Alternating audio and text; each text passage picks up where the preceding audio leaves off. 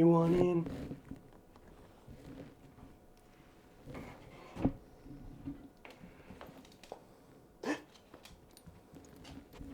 Come in. It's okay. It's come on. Up on ahead. Good girl.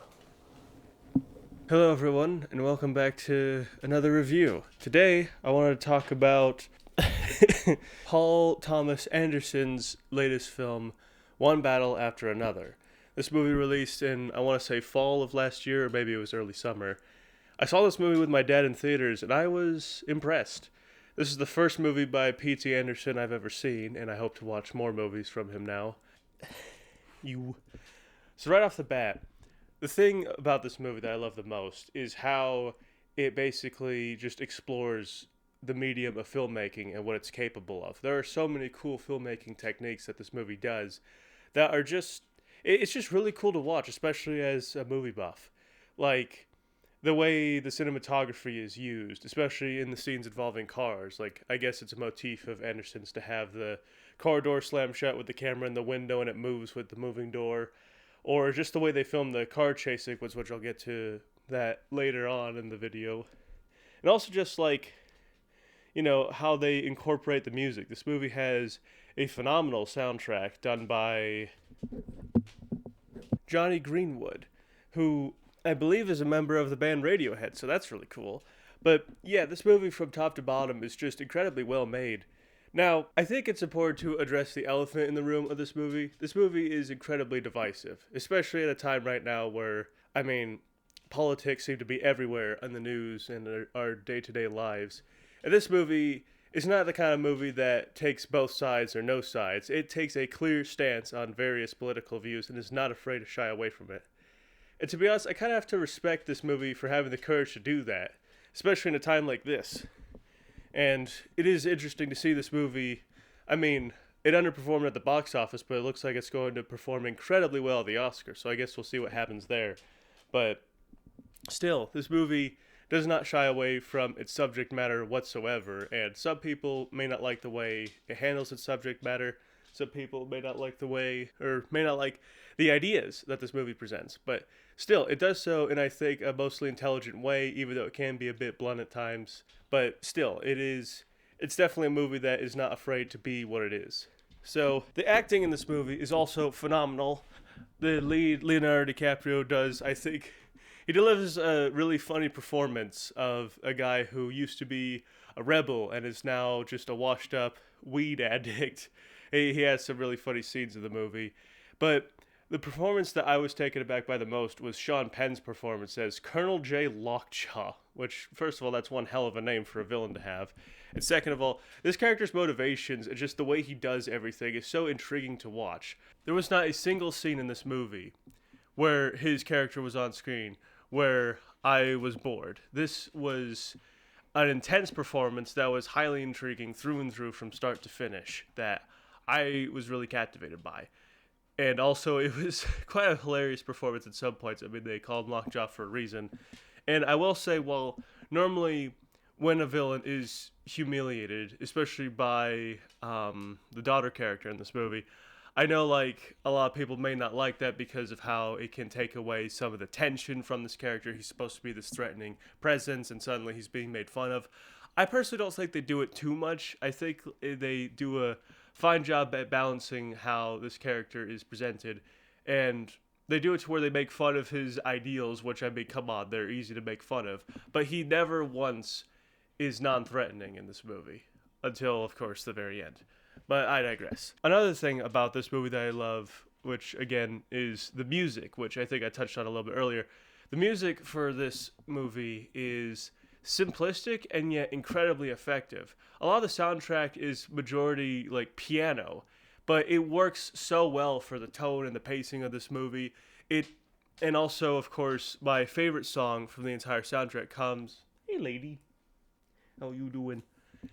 My favorite song is, I believe, called Valley of Hills. It takes place during the car chase sequence at the end of this movie, which, again, is another amazing example of how this movie takes advantage of the process of filmmaking by how the camera, I believe they used long lenses for how they shot this movie, and I love how the camera remains like level with the ground as it goes up and down through the hills. It was such a cool scene, and the music just tops it all off. It creates this tension that isn't so foreboding that's like in your face, but like it just slowly builds and builds and builds until the climax of the scene. It's just a wonderful scene, probably my favorite in the entire movie. Like, another thing that I love about this movie is how they filmed a transition shot where, well, you don't know it's a transition shot. It's basically minor spoilers here, where a character attempts to jump across from one building rooftop to another rooftop, and they latch onto a tree and fall to the ground. And when you see who it is, you're like, oh my god, did they actually do that? But I think they used, I forget what it's called, but they used a really cool technique to basically mesh these clips together to where they flow into one each other. It's seamless. It's fucking seamless. You don't know that it's a stunt double. It's just a really incredible one take. And of course, it ends hilariously as well. That's another thing too. This movie has a lot of great comedic moments. I mean, this movie does take its subject matter seriously, which I think it should, but it doesn't shy away from the fact that a lot of situations that these characters are in are completely ridiculous, whether it be because of how they've been treated by society or just because of the situation they put themselves in. It's still like, I like how consistent the comedy is in this movie. That's what I'm trying to say. Man, I'm talking and stuttering all over the fucking place. Right, Peaches. But anyways, this movie has great pacing throughout. It is... Okay, well, I want to touch on one thing about the pacing, which I think is a little weird. This movie is 2 hours and 40 minutes long. I believe this is the longest movie I've reviewed on the channel thus far. And it's definitely... It's not a slow burn, but it does take a while. I mean, it's 2 hours and 40 minutes. It's going to take a fucking long time to get from the start of the movie to the end. But what's really weird about this movie is... The beginning of this movie is kind of like a 30-minute long prologue, and then it's followed by a 2-hour movie. Now, the prologue is necessary to the story to understand why our main characters are in the situation that they're in, and also to understand what kind of world these characters inhabit, and the threats that are in this world with them. It's just it can be a bit jarring for first-time viewers just to have like this 40-minute sequence where you think like, oh, the movie's going to be about this, with this story and these characters, only for a certain character to just completely disappear and never be on screen again for the rest of the movie, even though you think that she's going to be like one of the main protagonists or antagonists of this movie. And to then have it like slow down a bit and then gradually pick that tension and pacing back up again, it's really hard to do, but I think this movie does it effectively, even if it is a little jarring. I think for the most part it still does a great job of handling this. Another one of my favorite sequences in the whole movie is towards the middle when they introduce Benicio del Toro's character, who is another phenomenal actor in this movie. This whole sequence where involving his dojo and his family home is really intriguing, and it goes on for quite a while. I think 20 or maybe even 30 minutes. It's, I think, a good, like... If you had to sum up the entire movie in one scene or sequence, this would be the sequence that I would choose. It's where all the elements that this movie does so well come together like the best, even though they do a great job throughout the entire movie. But this scene or sequence, I believe, is the best. It has that ridiculousness of the situation they're in, which creates a lot of hilarious moments, especially with DiCaprio's character on the phone with the, the French 75 member who won't give him the password and whatnot.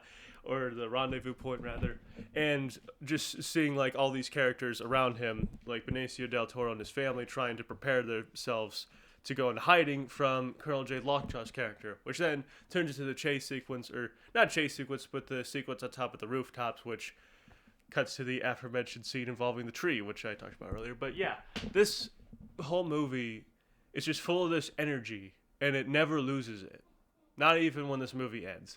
And I think that this movie it's a really fun watch, and it makes me enthusiastic to talk about it because I didn't have like high or low expectations going into this movie. I was just unsure of like how much I was going to enjoy this, if at all. But I am happy to say that this movie, while it may not be everyone's cup of tea, I do recommend that you give it a watch, or at least an opportunity, because I certainly enjoyed it, and I think you may too. I want to give this movie a 94. This is fantastic. I would highly recommend it. Again, I've said that a billion times, but Anyways, thank you so much for watching. Let me know any ideas of something I should review down in the comments below. My dog really needs to use the bathroom, so I'm going to get to that here. But yeah, thank you for watching, and hopefully I'll see you in the next review. Goodbye.